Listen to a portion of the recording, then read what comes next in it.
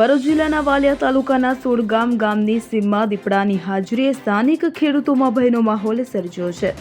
છેલ્લા 3 દિવસથી આ વિસ્તારમાં દીપડો વારંવાર દેખાડે છે। તાજેતરમાં ધર્મેન્દ્રસિંહ ચંદુભાઈ પ્રજાપતિના ખેતરમાં દીપડાના આટાફેરા કરતો વિડીયો સામે આવ્યો છે। આ વિડીયો સોશિયલ મીડિયા પર ઝડપથી વાયરલ થયો છે। આ પહેલા વાલિયા ગામની સીમમાં પણ દીપડાની હાજરી નોંધાઈ હતી। હવે સોડગામ વિસ્તારમાં પણ દીપડો જોવા મળતા ખેત મજૂરો અને ખેડૂતો ચિંતામાં મુકાયા છે। ખેડૂતો ખેતરમાં કામ કરવા જતા પણ ડર અનુભવે છે। સ્થાનિક લોકોએ વન વિભાગ પાસે તાત્કાલિક પગલાં લેવાની માંગ કરી છે। તેઓ દીપડાને પકડવા માટે પાંજરું મૂકવાની માંગણી કરી રહ્યા છે। Bureau report CN24 news.